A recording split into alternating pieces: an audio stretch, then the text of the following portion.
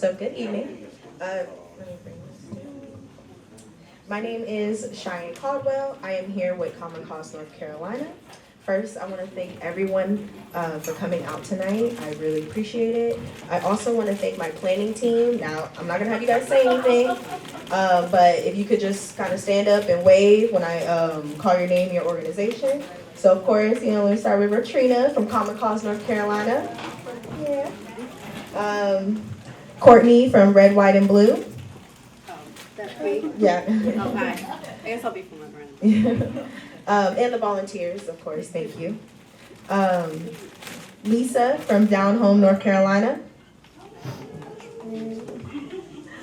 Tasia from Black Voters Matter. Jamon from Advanced Carolina and the North Carolina Black Alliance. And Chris with NCAPRI. And last but definitely not least, Brandon from Charlotte Democracy Center. So I just want to say just thank you for everyone, the planning team and everyone who is here tonight. And also, of course, Brian, our media guy, he's here too as well. So I want to give him a big shout out. So, so we're gathered here because our communities deserve accountability and solutions. Tonight, you'll hear from panelists who will share insight and answer questions, and there will be space for testimony. So that's what the index cards are for. So please write your questions on the index cards, and then you'll have 2 minutes to speak. We will have a timekeeper, so they will keep you on track, and once time is up, time is up. Yes, if you want to check it right here and fill that out. So yes, just a few little ground rules. This is a nonpartisan space rooted in racial justice, democracy, and respect. We ask everyone to speak from their own experience, engage in responsibility, and help us create a space where every voice is being heard.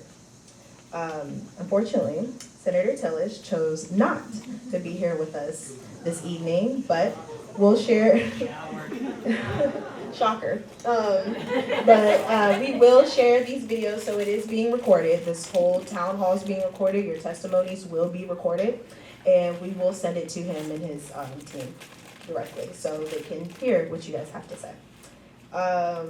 So with that, I would like to introduce Brandon, and he will lead us tonight on our panel discussion. All right.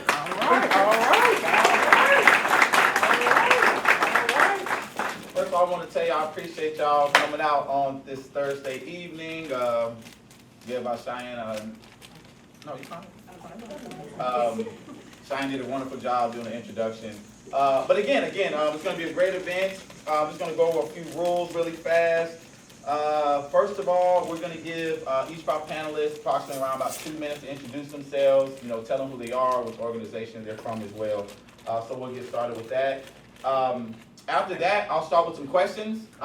We have some general questions that we'll ask all the panelists for sure. Then we'll have time for the audience to ask the question that they need. They can either line up at the podium, or I think they've handed you guys index cards that you can hand them out, and we'll get those questions asked as well. We'll be able to pass the microphone to you and get this thing done and squared away, okay? But before we get started, definitely want to introduce all of our great panelists. Thank you guys and ladies for coming out tonight. So we'll get started with Tyler, and then we'll just go down the list, okay? Tyler, you want to get started? Sure. I think that this microphone is working.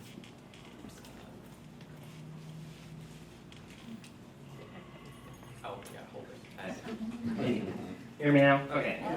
I'm Tyler Day. I'm the Policy and Civic Engagement Manager with the Common Cause North Carolina. Hi, my name is Sloan Rockefeller Harris. I'm the Director of Research at the North Carolina Budget and Tax Center. Hi, my name is Courtney Steinberg. I am filling in for Kim Biondi tonight, who is with Red, Wine, and Blue.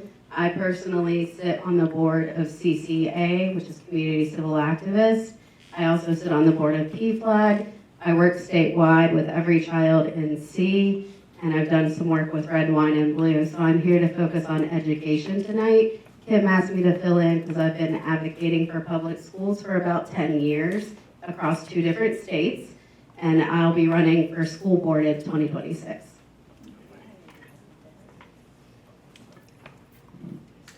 All right, my name is Dee. It totally went out, it just went dead. There you go. Just don't, yeah, just leave it like that. I think that's good. All right, my name is Dee Porter. I am with Bloom Health Plan Advisors. I am a licensed insurance agent, but I work in the capacity of service within the community. I'm here tonight to answer questions about your access to care through your insurance benefits, and I'm excited to be here. Good evening. My name is Robert Neal. I am a person that's a veteran, and I can answer the question for the veterans in the house. I am a Vietnam vet, and I fought in the war. And so, one thing I bring to the table too, I'm a first vice president of the NAACP in Cabarrus, North Carolina, chapter 5369. And I'm also a member of the VPA, which is Vietnam Veterans of America. So that's what I'm gonna do today, answer all questions y'all need to know. And good afternoon, everyone. My name is Mary Jose Espinosa, or MJ, and I'm with the Carolina Migrant Network, and we provide free legal representation to folks in detention or deportation proceedings. And then we also do some know your rights and advocacy work. All right, let's give the panel some hands. Thank you guys. Thank y'all so much.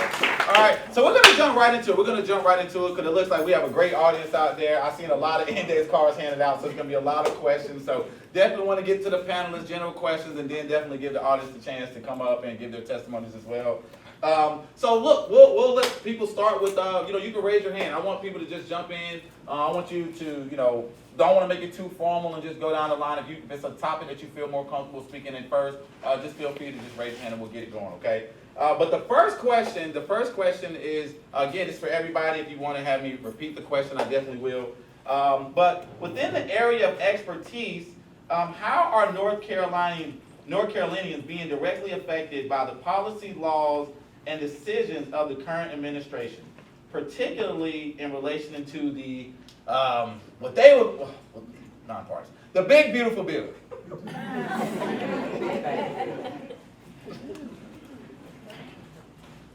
All right, I guess I'll go.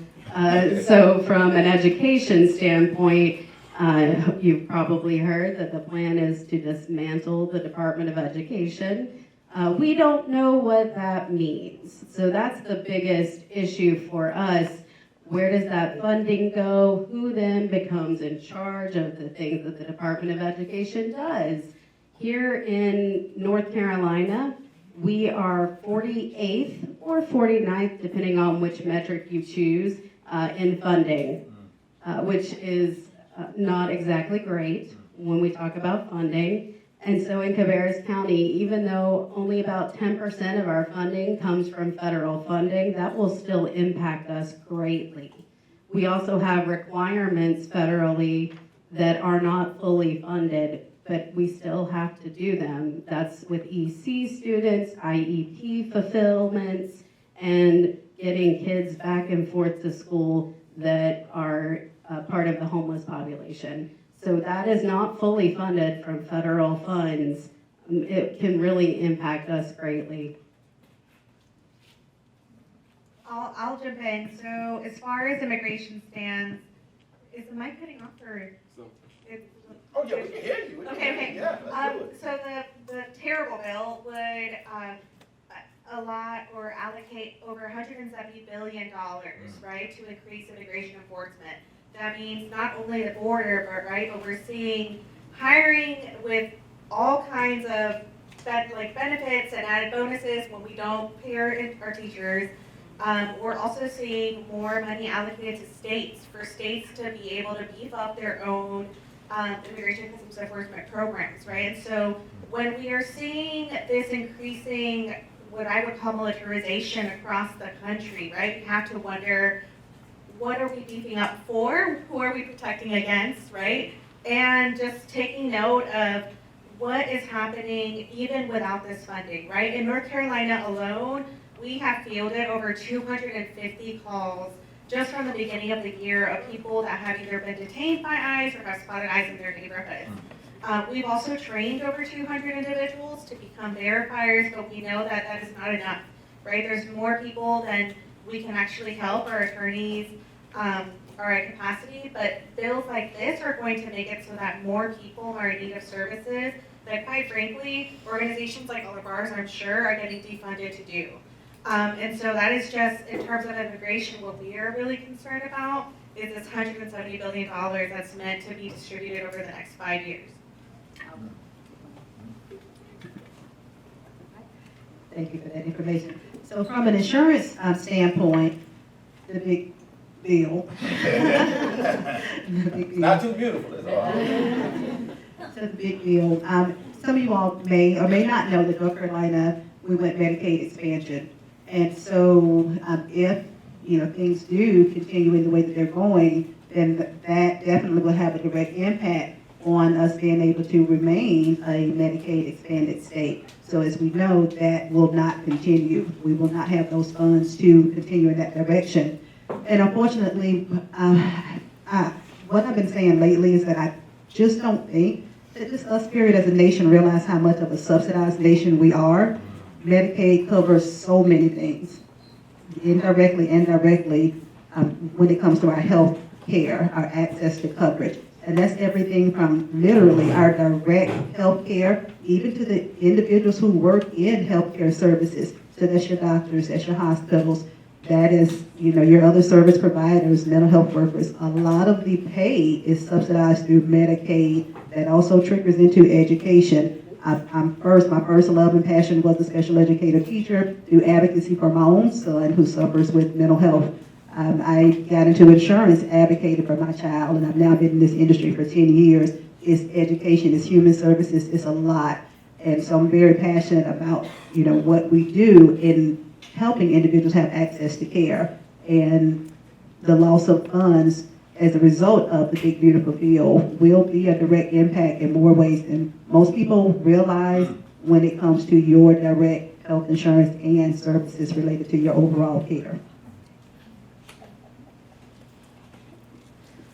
So at the North Carolina Budget and Tax Center, we're a statewide organization really focused on trying to get a fair tax system and an adequate budget in our state. And so that's a tax system that asks really rich people as well as profitable corporations to pay what they owe so that we have services that support all of our communities across the state. And we traditionally haven't worked as much on federal issues, but the kind of extent of harm that's coming through this mega bill has meant that we've really had to be focused on that work as well. And I think, you spoke really directly about this would be taking health care away from people. When we talk about these cuts to Medicaid, there's also failure to kind of extend tax credits for the Affordable Care Act that make health insurance a lot more affordable for people. And there are also big cuts to the SNAP program, the food assistance program, which is one of the most successful programs that we have to help people be well, get healthy food onto their table for their families. But when we look at what this bill is paying for, immigration enforcement, which is dividing our communities, is a huge part of that. The other huge part of that is that it's paying for tax cuts for really, really rich people. So it's extending tax cuts that were put in place during the first Trump administration that mean in North Carolina next year, the richest 1% of people in our state will have, about over $3.5 billion less in taxes that they're paying. So it's not only thinking about the cuts that this bill is making, but where that money is coming from, or what it's being used to pay for, rather. It's being used in large part to pay for these tax cuts for very wealthy people. And I can talk later about sort of how that relates to our state level policy, but that I think is a really big concern for us, the harm that it's causing and that it's extending this really harmful tax policy.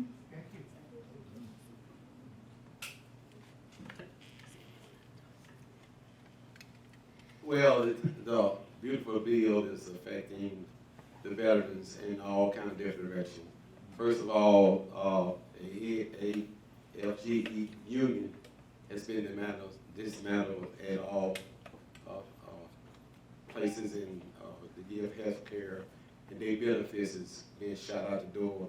First came in, he came with a beautiful bill. He gave him an ultimatum to go ahead and take a cut either out of back to get cleared out in September. A lot of those are coming from that too. But basically, it's been hard for veterans. It's been more and more claims being filed, and the Homestead Act is for veterans that are 65 and older. They are for the people that are 65 years old. The Homestead Act goes for a veteran is 100% disabled. He'll get so much breaks off his house and so on and stuff like that. But besides that, the bill is targeted more towards military people. And he already took 200 people to Washington, D.C. that's going to be home security for this beautiful bill to make sure that he get what he wants. And we're Homeland Security, and that's what we do. So we used to do it anyway. Any question anybody need, write this number down on me there too. If you're veterans or associated with a veteran, write down 1-800-827-1000. That's a toll-free number for the veterans. And also, one more time, it's 1-800-827-1000. If you got a mother, a grandmother, or somebody that's maybe people don't, they pass away every day. Make sure that you don't get gypped. You always, if you're a part of the military, if you got an honorable discharge, anything other than honorable discharge, if you got an honorable discharge, you will be buried in cemetery at the Veterans Association. So that saves a whole lot of people money, and the people that's widows or widows or whatever, they have a cut too. So don't let nobody tell you that you're not going to prosper. You got to get out and ask the questions, and we'll get to you. I'm also a certified peer support specialist too, that I do a lot of work for the veterans. So that's what I'm able to do. All right. So the big beautiful bill thankfully does not have any election-related provisions. That's due to the fact that the bill was passed through a reconciliation process, which doesn't allow them to add that type of legislation. But I did want to talk about some of what we're looking at the federal level in terms of election law changes. One bill that we're tracking that you may have heard of is the SAVE Act. And that bill would require documentary proof of citizenship to vote. That would mean that in order to register to vote, you would have to show your birth certificate or a passport. For a lot of people, I don't have a passport. A lot of people don't have a passport. A lot of people don't have either of those. And even if, for like a birth certificate, that may require driving and paying, additional fees to obtain that. So that's something that we're concerned about. Thankfully, that's stalled in the Senate at this time.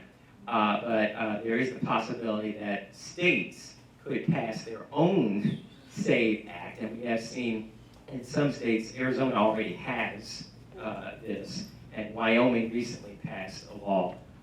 So we're concerned that something like that could be introduced. It has not, thankfully, yet in North Carolina. Hopefully it doesn't get introduced, but that's something that's on our radar.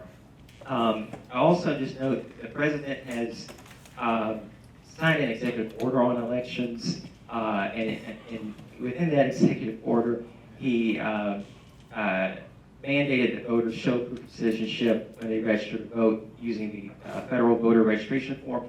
That has been blocked by our federal courts, thankfully, because it's unconstitutional, because the president does not have that authority to essentially make election law, is what he's trying to do there. And I know as well, the president has made some comments about recently about eliminating vote by mail, and he also does not have the power to do that through an executive order. But we are going to be watching to see if there could be further restrictions to vote by mail passed through the state legislature or Congress wants to take that up. One other thing I wanted to mention is that we have seen a real reshaping of the U.S. Department of Justice. The Department of Justice has a civil rights division that was focused on voting rights and on protecting marginalized communities. And under the new administration, this civil rights division has been reshaped to focus on voter fraud and preventing non-citizens from voting. And I should stress that there is very little evidence of voter fraud and non-citizens voting. These are essentially, trying to find solutions to problems that don't exist. But I am very concerned that the attention is being taken away from where it needs to be, which is on protecting voters' rights. And this has even led to the department suing the state of North Carolina, the State Board of Elections, over its voter registration form. And I can talk later on about that process, but the State Board has settled with the Department of Justice, and as a result of that, now there are tens of thousands of North Carolinians that are already registered to vote, but are going to have to provide additional information, a driver's license number or social security number, in order for their vote to count. All right, great answers, great answers. And just to really piggyback, especially for just like our organizations, a lot of our organizations like Black Voters Matter, Down Home North Carolina, Red, Wine, and Blue, Charlotte Market Center, the Randolph Institute, we do the work on the ground. So we're speaking to voters. Like today, before I came here, I was out in District 5 speaking to voters, literally in Charlotte, up Harrisburg Road. Like I just literally was speaking to voters, and those are the things that they're talking about. What issues matter the most to you? Healthcare, SNAP benefits, want to make it sure. I mean, truthfully, honestly, in East Charlotte, there's a lot of marginalized people in those communities. We've knocked doors in those communities where people are scared to come to the door because they don't know if you're affiliated with ICE, right? And we're just giving out free voting information to let them know that early voting starts today. So please make sure that you're taking notes, getting this information back out to community members as well that can attend these events. Because this is some good stuff. This is some really good stuff. The next question is about some new things, right? News is really big. You have MSNBC, CNN, Fox News, right? You have misinformation, right? A lot of young people get a lot of information from TikTok, Facebook, right?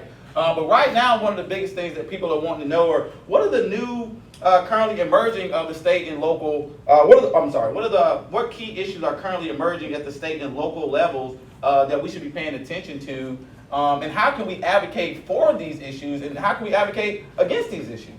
Okay, who would like to start first?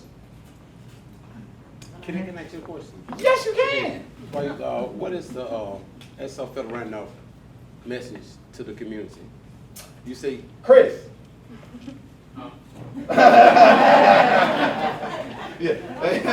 I run the Charlotte Democracy Center, so our goal is voter registration, education, empowerment. We just don't want to get you registered. We want to get you out to the polls. One of the biggest things that we realize, there's more people that are registered not voting that are registered. So I go to events all the time and they just register to vote. We want to get you out to vote. But we also focus on civic engagement. So we gave away 500 backpacks a couple days ago. So we just don't want to just get you registered. We want to make sure that we get you. I don't know who's out there. I don't know. It ain't me. Mine's that way. No, I shouldn't have parked in Harrisburg. All right, so let me get back to Mecklenburg County. I know I had to get back to Mecklenburg County. But Chevy black truck. It's a Chevy truck. It's black. Chevy. There you go. Yeah,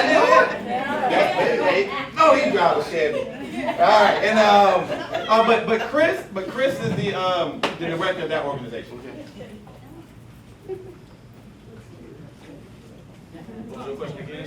what is the Randolph people doing for the voting? So basically, And where y'all located at too? How y'all doing? I'm Chris with Ace and Philip Randolph Institute. So you asked what we're doing with voters, right? Explain that to them.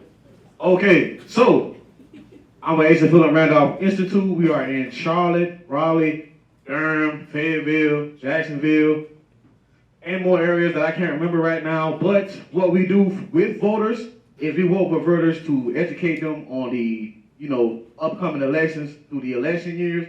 But not only that, we also work to tie in the labor movement and the civil rights movement together. In Charlotte, we've been focusing on connecting with the labor movement, working with unions such as the Machinists Union, UAW. We went on strike with UAW for like 2 months in 2023 until they got their contract together. Who else? Any union you can think of, we support. Firefighters. Mr. Greg is on our, chat board and whatnot, so shout out to Mr. Greg. But yeah, I hope that sums it up in a nutshell. Unite here. Oh, I am in Charlotte, by the way. I am in Charlotte. We are out there talking to the community this year to register to vote. But not only that, my goal, my vision is to make a better day for the youth. Because at the end of the day, we gotta leave them with something a lot better than what we're having now. You dig what I'm saying? And I'm learning about this, the youth in Charlotte.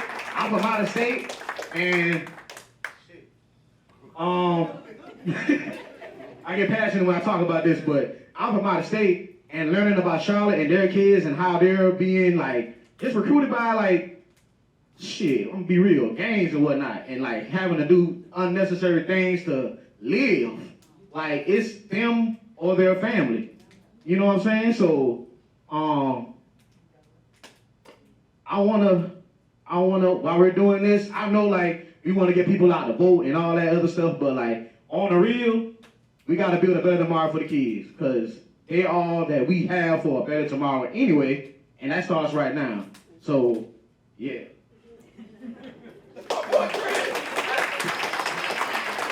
Can I follow you up, Mr. Sir?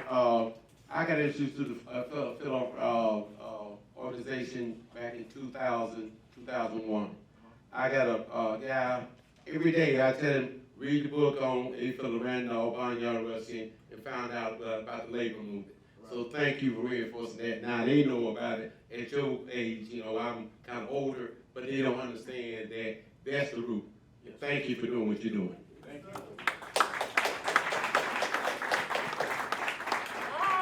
All right. So I'm gonna read the question again just to make sure everybody know again, okay? You know, Regina don't play, man. She got a good agenda now. All right. So again, what key issues what new key issues are developing at a state and local level, and what are ways we can advocate against and for? Okay, Ms. D. Got me off guard. I was thinking on the state level. Well, on the state level, of course, for me, it comes back to the health insurance, right? So just really understanding the access, understanding the changes. And this year, so we have changes that took place on the federal level, but it's going to impact us. So for individuals who are self-insured or those who are underinsured, if you have coverage through the marketplace, the federal insurance marketplace, up until this year, you've been able to enroll through January the 15th. That is changing. And so since North Carolina since North Carolina participates in the federal exchange, then our annual enrollment period, or open enrollment period, is going to be shortened. And so that's going to be shortened down to December 31st. So if you do not enroll and you are self-insured or underinsured by December 31st, and that's still for a January 1 start date, then you may not have access to health insurance. And again, with the big bill and the cuts, we don't know what that's going to look like for Medicaid just yet. So some individuals in North Carolina, income under certain guidelines, have been able to have health coverage through Medicaid. So we have that's been impacting here locally, and then also a shortened enrollment window, because again, we do take advantage of the federal insurance marketplace that up until this year. So this open enrollment that starts November the 1st is going to run from November the 1st to December the 31st, and these are for non-Medicare individuals, those that are self-insured and underinsured, who do need health coverage, who take their health coverage through the federal insurance marketplace. So that's something that's happening in state, and we really need to be just lock in step with, because so many people, you'd be surprised on the calls that I get on December the 16th every year. And in the past, we've been able to say, okay, well, you'll have coverage, and we have January, but that is now gone. From an education standpoint, I think statewide, the biggest thing that we know for sure is funding. We do not have an approved budget, which means teacher raises, staff raises, transportation, that's not happening. We are operating as if we were in the same place we were 2 years ago. So our teachers are not getting paid more, our bus drivers are not getting more across the board. We are also seeing a lot of money going to private schools through the voucher program. That is just pulling money away from our public schools and letting folks who were already sending their kids to private schools who had that money to do so, they just get that money back. They were going to send their kids there either way. So that we see pressure to continue to expand that program, which continues to pull money out of our public schools. And let's be really clear, a lot of counties in this state, especially your poorer and rural counties, don't even have schools that take advantage of those vouchers. They only have public schools. So those counties are paying into that tax bucket and not getting anything out of it. Here in Cabarrus County, we do have a few schools that take those vouchers, but not many. And really, our public schools are our best schools, and we need to continue to invest in them. On a local level, we're seeing a teacher shortage, but Cabarrus County, we are growing. Everybody knows that. Our schools are full. And our teachers, we have laid off teachers. We have lost a lot of staff, and so we're seeing our classrooms get more and more full. After third grade, there's not the same cap on students in a classroom. So right now, my child, he's 9, he's in third grade. He has less than 20 kids in his class. Next year, he will have 30. It is what it is. And that is where we are locally. Cabarrus County, you know, I told you that our state funding, we are 48th. Cabarrus County, I believe, is next to last in per pupil funding. I'm glad that you brought up the fact that we don't have a state budget. So our legislature's job, the General Assembly's job, one of their most important jobs is to pass the state budget every year. It's supposed to be done by the end of June, and we're well into August now. So I think that one thing is that it's really important for state legislators in the General Assembly to hear that they need to actually pass a comprehensive budget in order to fund all of the ongoing things that our states need, that our state needs, and that we all use every day, from our public schools to our public parks to being able to go to the DMV and vote in elections. And I also think there's a really important opportunity for advocacy. I talked already about these tax cuts for the wealthy at the federal level. North Carolina has been on a path of cutting tax cuts for wealthy people and corporations for over a decade now. And in one really bad policy that we have in place is that currently, unless the law changes, the corporate income tax at the state level is going to disappear by 2030. So it means that corporations will not pay any state income taxes on the profits that they make in our state. And this is really unpopular. You might be surprised to learn. Just like it turns out cutting food benefits is really unpopular. And one of the main ways that food benefits were cut in that federal mega bill is by passing costs on to states. So saying the federal government is no longer going to pay for all of the benefits that folks get so they can afford food. States now have to pay for more of that. And so for our state to continue cutting taxes when there have been huge cuts for the rich at the federal level, and our state partly just has more costs because we have a growing population, but also has costs being pushed down from the federal level, I think that more people need to know that these tax cuts are being put in place at the state level, because again, they're really unpopular. When people learn about it, they're usually mad. And we really need to communicate to our legislators that they need to stop these tax cuts and they need to pause these income tax cuts so that we have what we need to fund, everything our communities need. And we actually have a petition specifically related to the corporate income tax cut that I'll pass around later on, and we have some flyers. You can pass those out, Katrina. We have some flyers with a QR code to sign a petition online if you don't want to sign it with a pen right now. But you're welcome to take a few of those and share them as well. So there's lots going on regarding elections at the state level. And as I said before, due to the State Board of Elections settlement with the U.S. Department of Justice and the lawsuit, there is now the requirement that voters who do not have their driver's license number or their social security number on file give that information to the County Board of Elections in order to be able to vote a regular ballot. So you can learn more about that at ncsbe.gov/registration repair. Again, that's ncsbe.gov/registration repair. And it outlines all the ways that you can provide the information. The State Board is actually in the process of sending out letters this week to everyone who is affected. And at that website, you can look up to see if you or someone you know is on the list. And there are 3 different ways to provide the information. You can do it online, you can go to the County Board of Elections to provide it, or you can respond directly to the mailing that the State Board of Elections is sending out.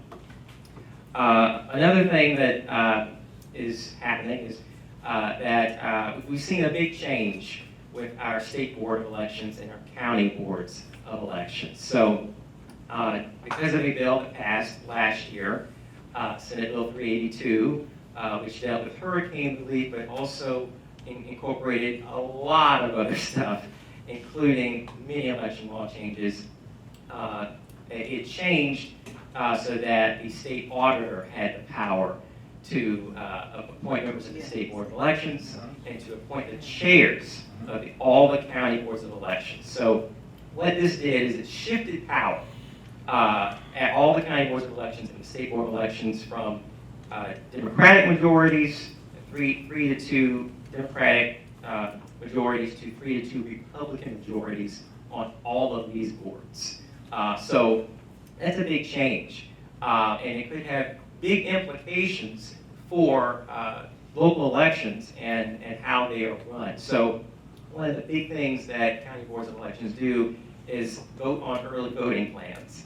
And I can tell you, it can be very contentious sometimes deciding where those early voting sites are. And I know in the past, there have been disputes over having sites on college campuses, having weekend voting, because only the last Saturday is required. Other than that, the counties are not required to provide additional weekend voting. No Sunday voting is required. And, honestly, the only thing that is required is you have one early voting site. That's the very bare minimum. So I don't think that in most counties, unless, there are certain smaller counties where that could be the case. In Cabarrus. What do you say? We have one in Cabarrus for this. For this upcoming? Yes. Yeah. There will be only one. Well, and is that a change from what it was?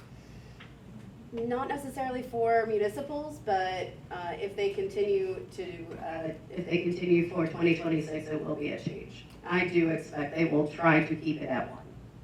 We have one for a week, for the first weekend. Great Mecklenburg. Yeah. So, one of the things that I would stress is that please go to your county boards of elections meetings when they are discussing these early voting plans, because your public input can have an impact.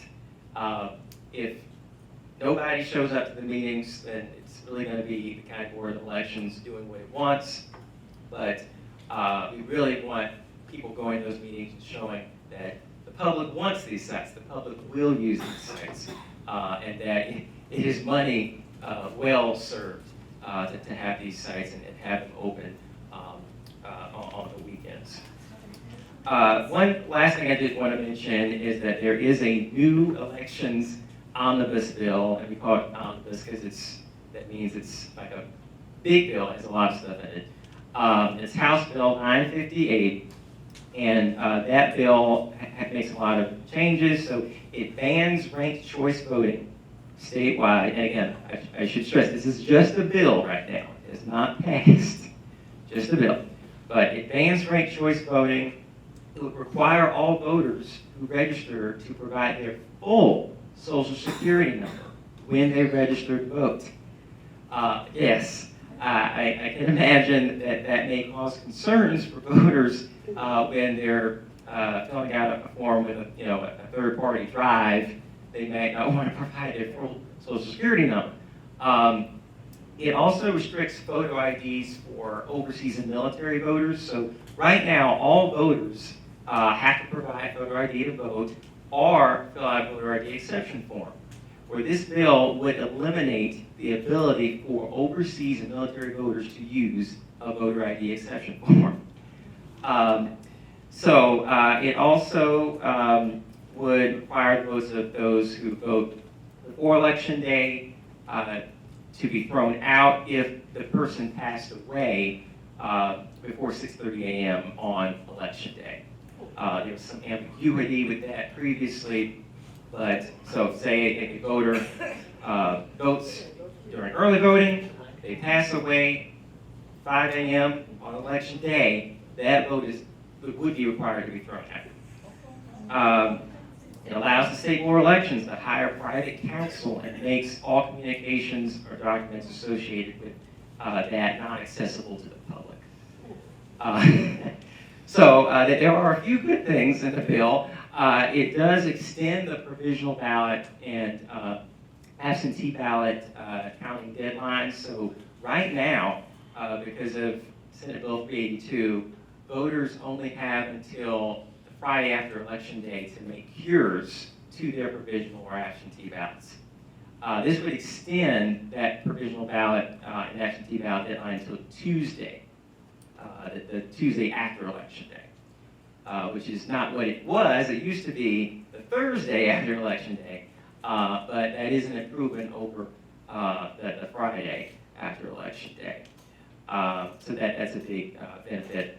It would also clarify that driver's licenses could have the 2-year grace period that the governor has signed, that would apply to voting as well. Right now, it does not apply. So if your driver's license is expired by more than a year and you are not 65 or older, then that driver's license is not valid. And if you're 65 and older, it would have to have been unexpired on your 65th birthday. So yeah, a lot of changes there. Again, that's House Bill 958. That's just some of the changes. You can find out more about that bill at ccnc.me/HB958. Again, that's ccnc.me/HB958.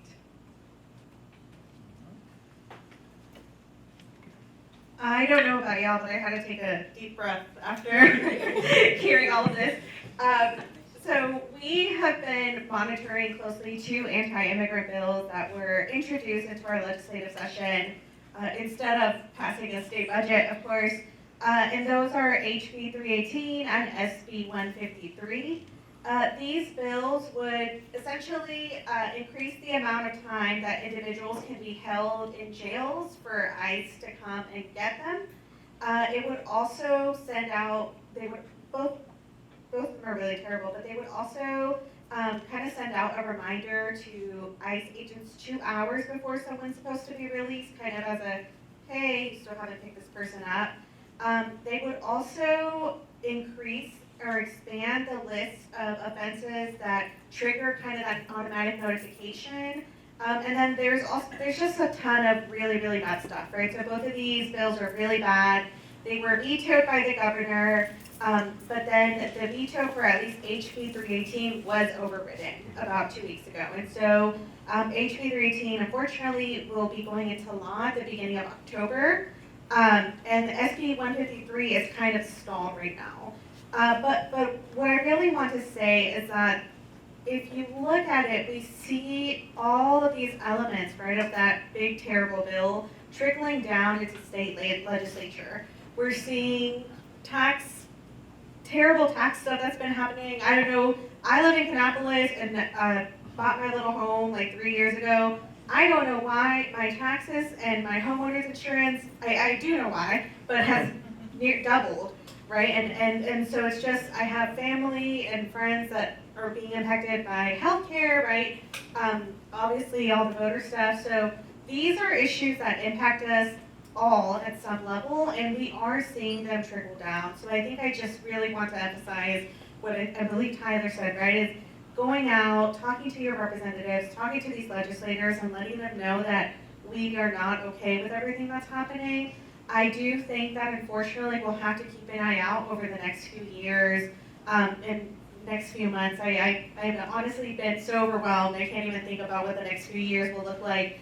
But I do think that there's just a ton that we are getting hit with at the state level, and I don't think that that's going to be the end of it. So I do truly believe that being engaged with your community, coming to events such as this, right, doing the cards for representatives, even if they don't show up, is all extremely helpful, and I think that is something that needs to be continued and is necessary in this moment. All right, good guys. All right, perfect. Great answers. All right, now this is the time to talk to the audience, okay? So we're gonna take some audience questions. We do have a mic here. This is the one acting funny. All right.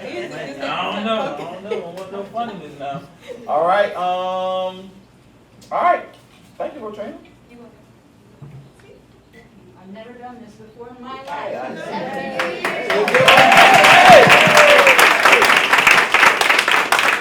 like it. Yes. And I'm not gonna look at you because, how do I do this? It's on. Oh, because I'm talking to Mr. Tillis. My name is Jerry. I called him today, told him I was coming here. And I hoped he was gonna be here. But you're not. So first of all, I want to thank you for making a statement to the administration in your decision to not run, because you didn't support the BBB, as I understand it. Now, if you were here, Mr. Tillis, I would want to know, how hard was it for you for that decision? And how afraid were you to stand up to President Trump to follow your own values in governing on behalf of our North Carolinians? Thank you. Thank you. Thank you for kicking off our testimony portion, because we're going to need that. I was fired up and we ready to go. And I didn't know if anyone had also a question for the panelists, or you have a question, because we're going to get rolling with the testimony portion. We just wanted to take a few moments for any questions here for our panelists, and then we're going to get rolling with the testimony. So you kicked us off right. Stay fired up. Yes, stay fired up. Yes. But any questions for the panelists? What was the name of those two bills of it again? Because I heard you say HB 318, but I did not hear the SB one. SB 153. Thank you.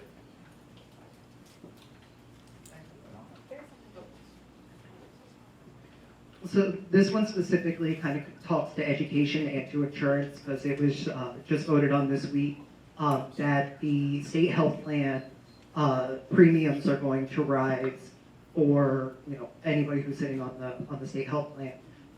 It also talks to the budget, because we haven't passed that budget, and our educators are not going to be getting a pay raise, and now they're getting essentially a pay cut. What can we do to fight back against that?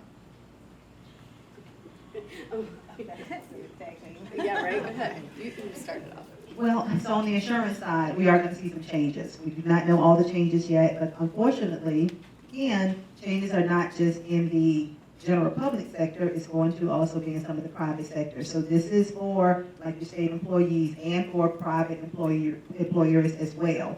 Because as things are changing overall, especially when it comes to the drug costs. So if you're on Medicare, just sit tight, and you're probably going to see some increases in your drug coverage this year. You're going to see some formulary changes on your plans, but all that plays into just insurance in general. So the cost and how the cost shifted due to some of the drug costs that we started to hear about last year, right? So Medicare decided that, you know what, they've been taking on the largest percentage of payout, and now with that shift, we do see it having an impact directly private employers as well. So it's all intertwined in the budget, in the cuts, and unfortunately, it's not looking so great.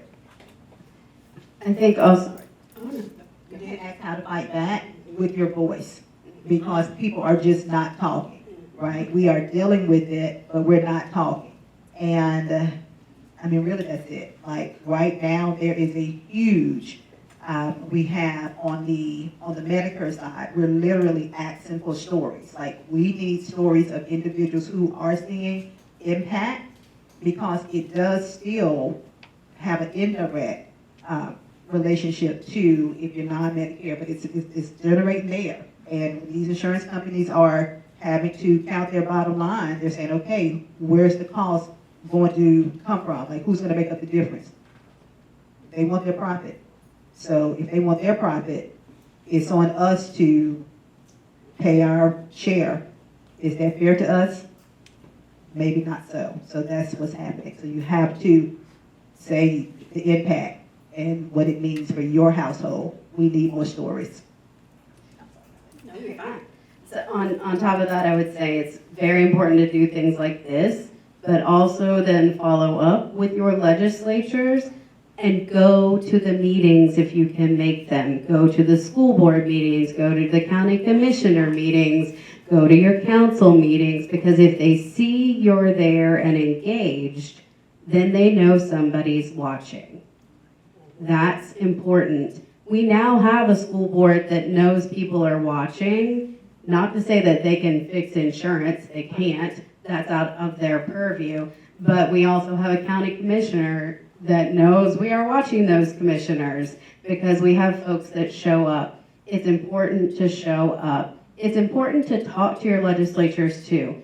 We have Brian Echeverria, I believe is for this specific location, Jonathan Allman, Chris Meismer. They're all in our state in Raleigh. And I've talked to all of them, right? They're not gonna hurt you. They might not wanna listen to you, but talk to them. If you see them walking down the street, Brian lives right around the corner around here, right? So if you see him walking down the street, tell him hi and tell him, hey, what are you gonna do to make sure my kid has a teacher in their classroom? Talk to them. All right, any more questions? Oh, yes. As you know, I'm looking around the room, and I'm very happy to see a lot of young people, because in the past, it seems like, just talking to my daughter, who just turned 42, last letter, her attitude and her husband's attitude was, why should I bother voting? Nothing's going to get done. So we had to change that mindset. And in the past, it's been the seniors that have been doing 80% of the work. We had the young people up and running. So what does everybody up front think the best way of motivating these young people? I'm one of the younger folks. I'm not young anymore, but I think part of it is making sure that you are mentoring younger people so that they understand how to use their voice, they understand the system. It's a confusing system. I mean, I'm 45 and I'm still learning things about how this crazy political system works in our country, and they don't teach us in school anymore. So I think helping to mentor and teach them how it impacts is a big thing, but then also making space for them. You gotta allow them to do it, allow them to fail, allow them to learn, and allow them to change things when it's uncomfortable for you.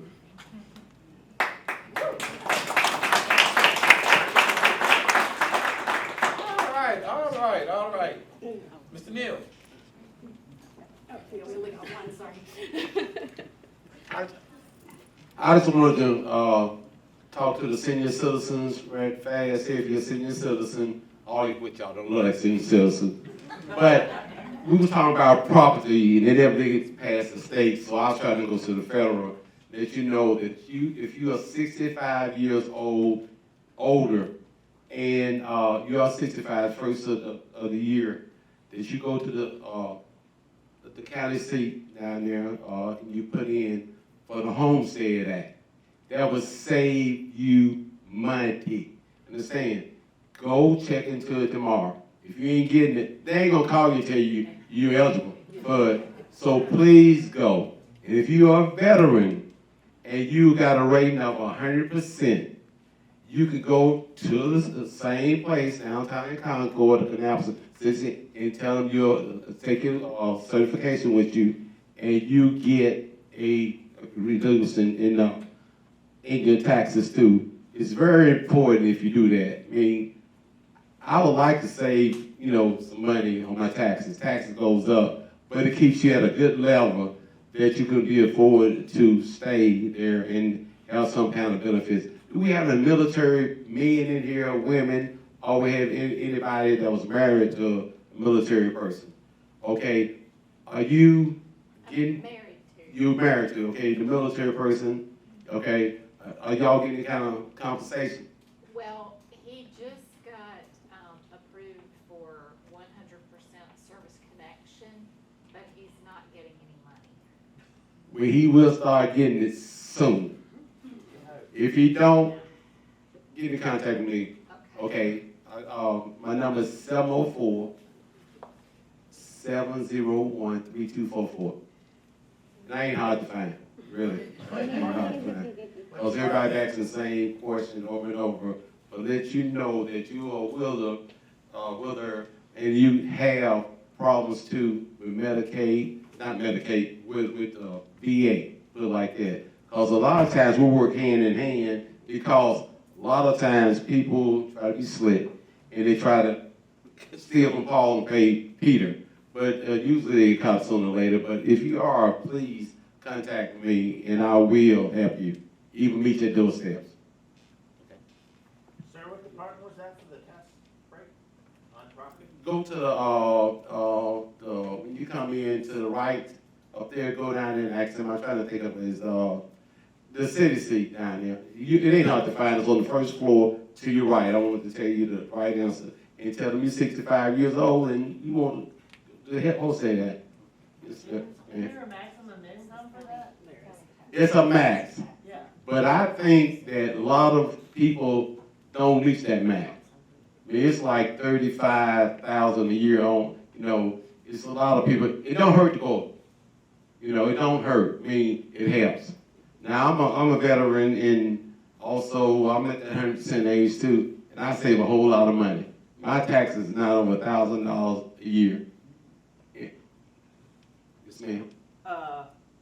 I get my taxes done at the AARP Senior Citizen Center, and because I work, because I have to work in order to eat, okay? I clean houses, therefore I have to pay Social Security tax. Right.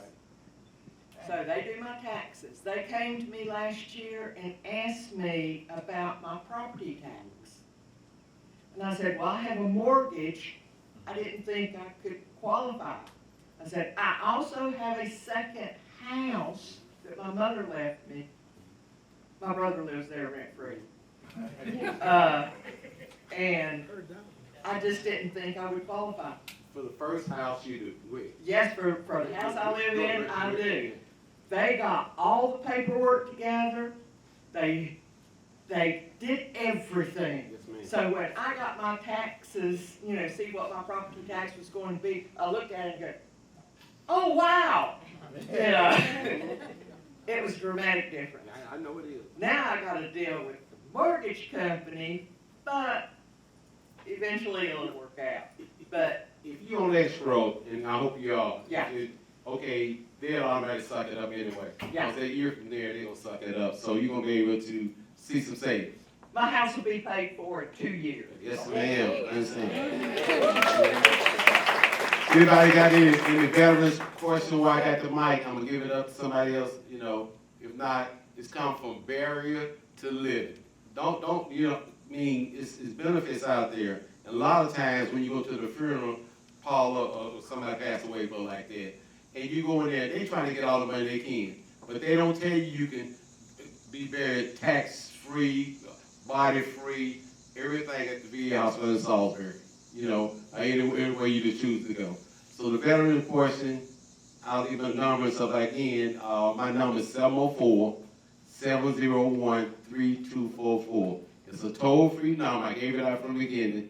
It's 800-827-1000. Okay. All right, so, all right, I know y'all ready to get this testimony thing going, okay? So look, I appreciate y'all letting me come up here. These are great panelists. They will be here, so y'all can ask them any type of questions or find out any resource that you would need from them as well. Let's give them another hand for coming out. I can stand here for a while, but RC ain't playing. All right, so look, we're gonna have Jamon come up here from the Black Alliance. He's great, and do the testimony. Let's give Jamon a hand. There we go.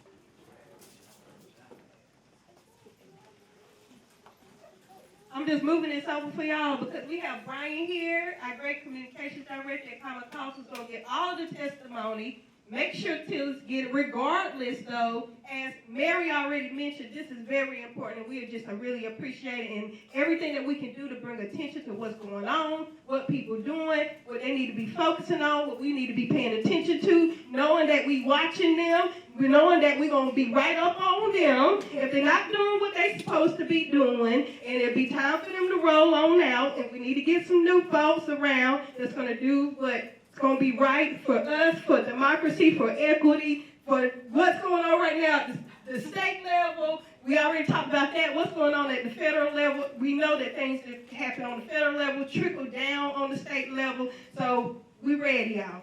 I'm going to pass this over to Jamon so we just get set up. All right. Love and peace, family. Love and peace, family. Thank you all. Jamin, he, him, Cabarrus County Native Community Organizer. I do represent Advanced Carolina, North Carolina Black Alliance. I'm also founder and director of Community Civil Activists, our local grassroots organization here that works with our statewide partners to bring these resources for us here locally. Give it a round up for our panelists again. All right, and so we, with Community Civil Activists, we're big on engaging the community, talking to those who are directly impacted. It was mentioned through the panelists. Hearing your experience, your lived experience, and giving your testimony is very important. And who here knows someone or who's being impacted by the bills or the things that we discussed today, by a show of hands? Okay, so we all know someone or are being impacted by these things. So now is not the time to be silent. We know that people are suffering, and a lot of our elected officials, they think that they are doing the right thing. They think they are doing what was mandated by the 10% of voters that got out in the last municipal election, or a little bit over half of voters who decided the presidential election. And so it's important now more than ever that you use your voice and your story to let folks know that this is serious. We are being impacted. Folks are hurting, and we all need to come together, again, to have our voices be heard. No one knows if we're silent. Okay, and so we're going to come together to talk about our testimonies. We're going to, since Senator Tillis is not here, we're going to challenge him. A big thing as well is that line of communication, accountability and transparency with our elected officials and letting them know we're going to keep communicating with you and hold you accountable to be our representative for the people, to represent our needs. All right? So just a bit guidelines just for our testimonies. Each attendee, you should have received a note card when you came in to write your name or question. So you will go, where are we lining up? This left or right side? Okay, well, start a line here to this side. As you come up, you'll ask your questions. We have film that will be recording you as well. You will get 2 minutes to share your testimony and experience. And yeah, did I miss anything for our other partners? As far as, oh, I'm sorry, we have time. Keep your eyes on the timekeeper here at station. Black Voters Matter. All right. And so our first speaker from right here, give them a testimony. Okay, so we can go ahead and start to line up. And we have someone who wants to come up first. I think, yeah, you already there to grab the Yes, we do have the time till it's cut out as well, so you can speak directly to him.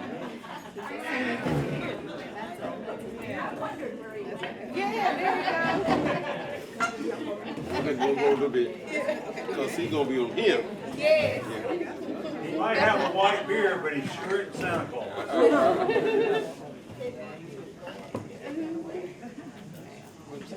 Standing here, some folks are standing here.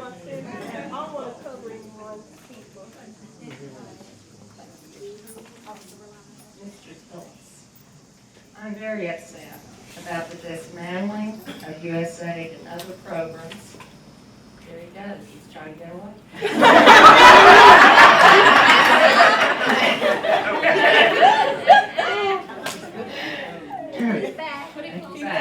I'm very upset about the dismantling of programs like USAID and other programs that Congress allocated money for. I want to know why Congress has relinquished its responsibilities and powers to the executive branch, and I want to know how we get the balance of powers back. I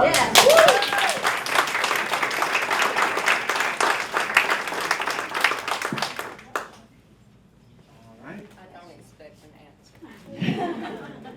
Oh, yes, you need to expect an answer. All right, we have who's next.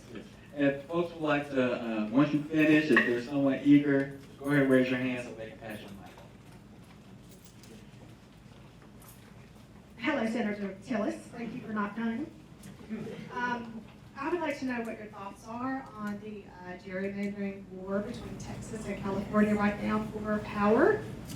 I have personally been affected by gerrymandering in my district in North Carolina. I do not like Dan Bishop. And yeah, there was redistricting done with his last election in order to ensure that he stayed in office. And my question for you is, would you support legislation that would prevent negative racial gerrymandering, which is what's happening in Texas, or has happened in Texas, where the Latino vote is only worth 1/3 of the white vote? And what can we do to prevent something like that in this state?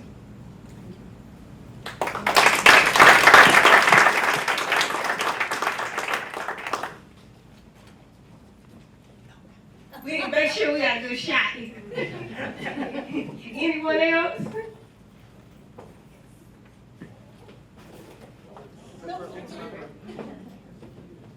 Earlier this year, just after Inauguration Day, I lost my job.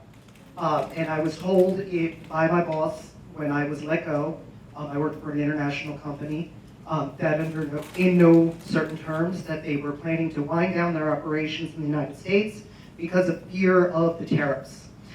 Since we have been implemented a lot of these tariffs, I don't know, it changes. where are you standing since apparently, since you announced you're not running again, you started to find part of your spine? What are you doing to claw back, again, Congress's power over tariff controls instead of ceding it to the executive branch?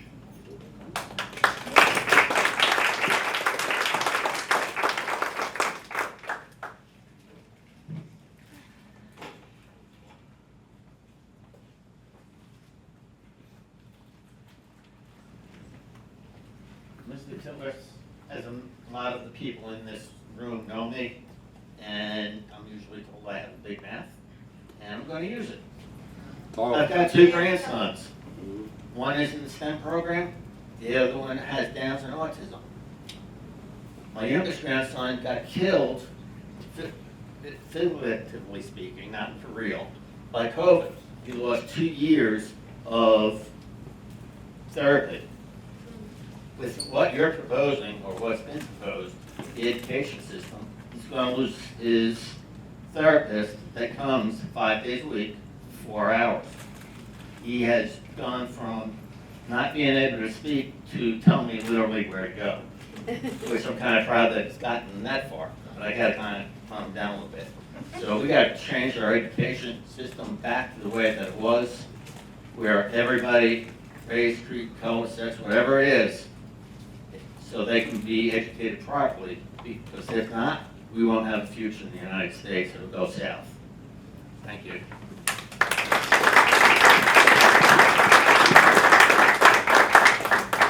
Anyone else?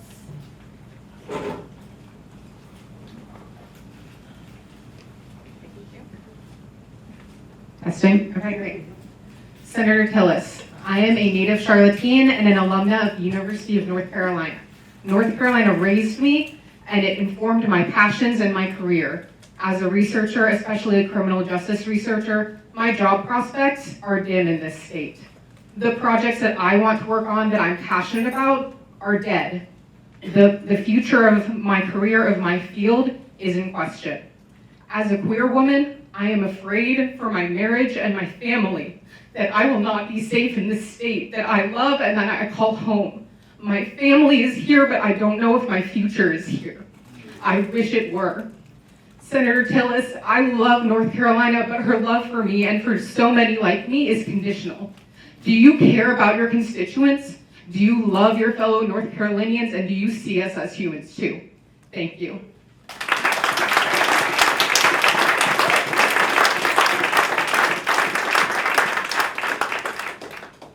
Thank you. I don't talk well to dummies.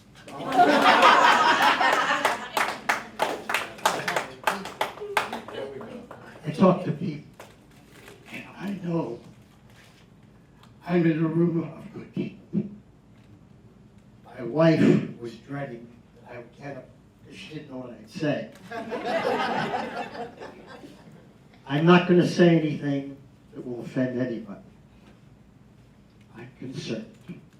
I'm concerned for all of us. All the problems that we have talked about are legitimate. They threaten all of us. They threaten our country. They threaten the world.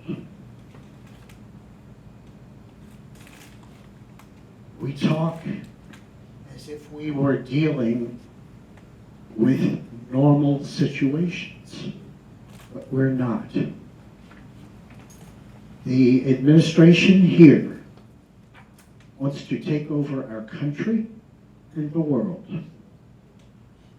We may not get to vote. Our votes may be taken from us. We may be stopped from voting. The question I am asking all of us is, what can we legally do to stop this? Not as Republicans, not as Democrats, but as Americans and caring people. Thank you.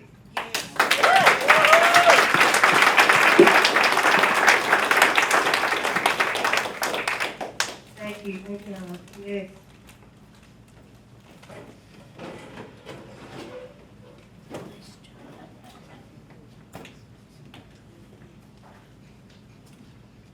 I'm not great with public speech, so if I'm looking all over the place or I seem nervous, that's why. This is directed at Senator Tillis, but this is also directed generally speaking. I am a transgender man. That is a part of my life. That is what I live with.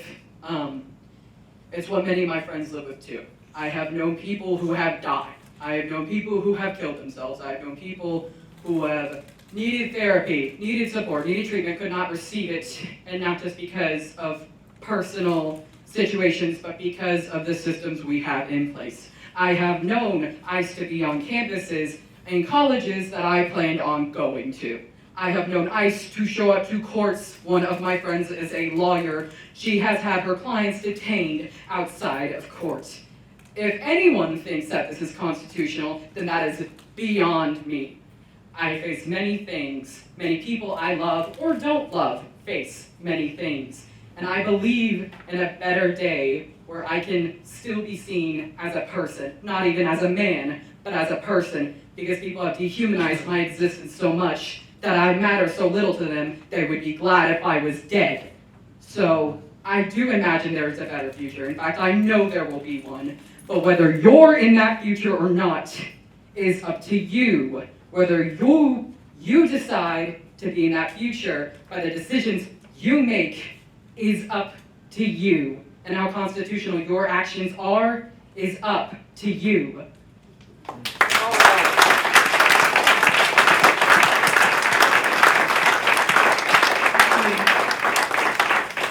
Anyone else in the room?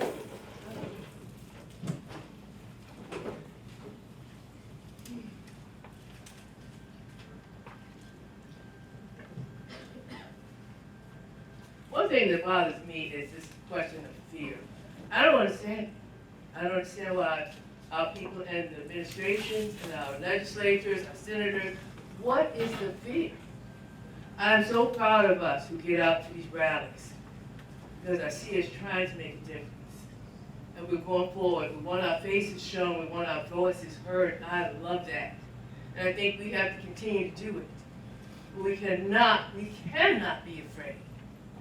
Because fear is going to make us, it's going to stymie us. We will get nothing done. These are general people just like us. I'm sure they have interests. They have family members who probably feel a lot like us. But we cannot be afraid to talk to others about what is bothering us. Let's grow. Let's rise up. Let's do what we say we're going to do, and let's speak out. Let's vote. Let's make sure our young people get there. If they need help from us, we'll give it to them. Because Jesus did it, didn't he? Before he tried to talk to people, he made sure they ate. He gave them what they needed. That's maybe what we've got to do. We've got to figure out together we can do it.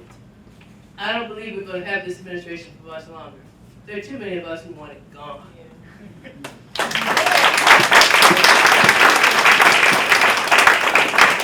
Thank you. Yes, this room in general just gives me hope. I mean, it's so many different beautiful faces in here, younger, our seasoned folks, our younger folks, and how we all just come together, and we all coming together for this common, literally this common goal of wanting to see a better America, right?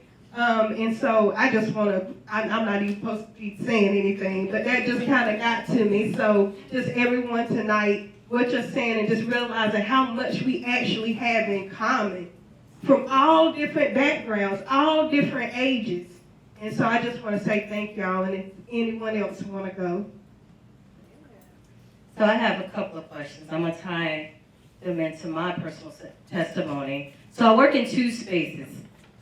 I don't know much about this guy, but from what I'm hearing, so I'm not from North Carolina, but I work cross-market in two spaces. One is senior health care, very poignant point. So I know Dee Porter, who's a Medicaid, Medicare expert, spoke just a little bit about the changes that are coming, but some of the things that we're missing that I haven't heard, that maybe he or others can answer, I am interested in hearing more poignant and concise dialogue about the impact in senior health care. What are the talking points to ensure the stability of senior health care? I'm a caregiver. I work in the senior health care space, And I can tell you now, that bill will impact your health care.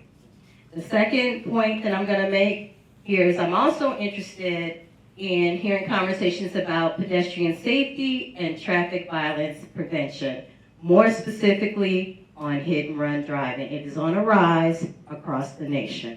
Those are my points. Thank you. And Dee, I didn't know, I know we'll have hopefully some moment once we close up to answer, or if you wanted to take a moment. I didn't want to. Okay. I mean, if anyone has any specific questions, then, of course, I'll stick around. But to answer her question, so there are gaps. There are gaps, and unfortunately, Medicaid covers a number of those gaps. There's already, gaps. We know that if you have Medicare, there's no long-term care. So if there's no long-term care, how do you finance it? And with so many cuts, people are already struggling. And so it's just really understanding that our voice and the gaps, and we need to, again, share our stories, like what's happening, how do we move forward when there are cuts, the cost of living is rising, it is directly impacted to our health care access as it relates to our voting power.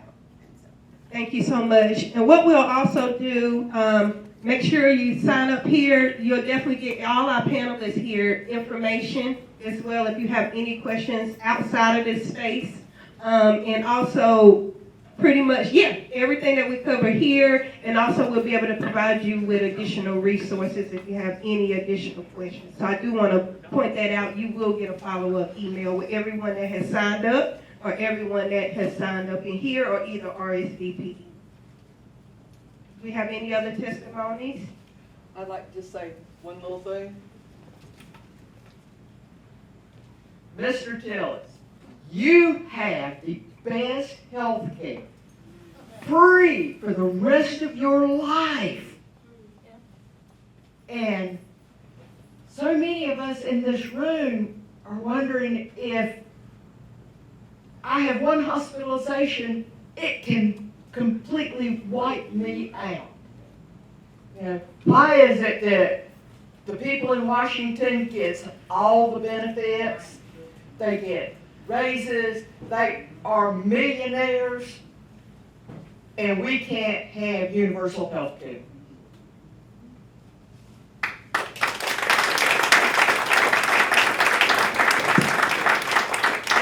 Thank y'all so much. I know we done went a little past the time tonight. Cheyenne, you want to say closing out tonight? First, again, thank you for coming out. This is my first town hall that I helped plan with my amazing team, so thank you.